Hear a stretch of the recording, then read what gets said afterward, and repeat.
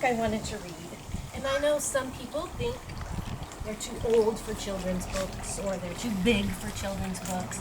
But I don't think anybody's too old for anything or too big for anything. And especially now when we're all feeling kind of trapped and maybe a little scared and alone. And we don't get to see our teachers, or our grandmas don't get to see our grandchildren, or our friends don't get to see friends because we all have to stay home right now. I thought this was a good book to share with everyone. It's called The Invisible String by Patrice Karst, illustrated by Jeff Stevenson.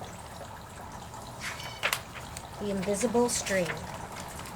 It's dedicated to the children of the world and the magic of their strings, but I would dedicate it to the people of the world and the magic of their strings. Liza and Jeremy, the twins, were asleep one calm and quiet night. Suddenly it began to rain very hard. Thunder rumbled until it got so loud that it woke them up. "Mommy, Mommy," they cried as they ran to her. "Don't worry, you two. It's just the storm making all that noise. Go back to bed." "We want to stay close to you," said Jeremy. "We're scared." Mom said, "You know we're always together, no matter what." "But how can we be together when you're out here and we're in bed?" said Liza. Mom held something right in front of them and said, "This is how." Rubbing their sleepy eyes, the twins came closer to see what Mom was holding.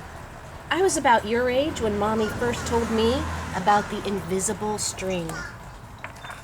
"I don't see a string," said Jeremy. "You don't need to see the invisible string. People who love each other are always connected by a very special string made of love."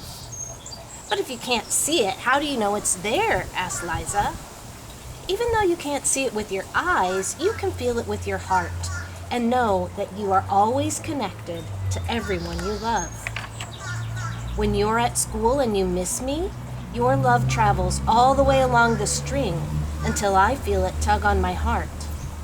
And when you tug it right back, we feel it in our heart," said Jeremy.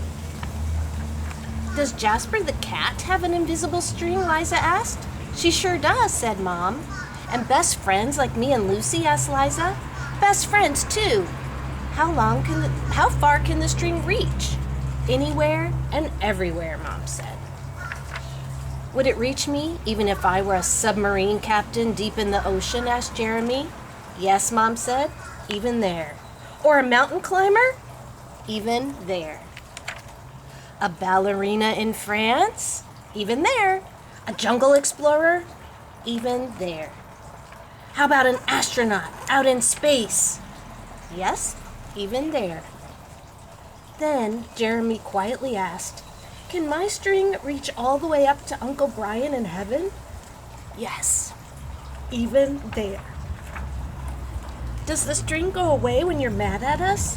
"Never," Mom said. "Love is stronger than anger, and as long as love is in your heart, the string will always be there. Even when you get older and you can't agree on about things like what movie to see, or who gets to sit in the front seat, or what time to go to bed." "Oh, that's right, you two should be in bed." And with that, they all laughed as Mom chased the twins back to their beds.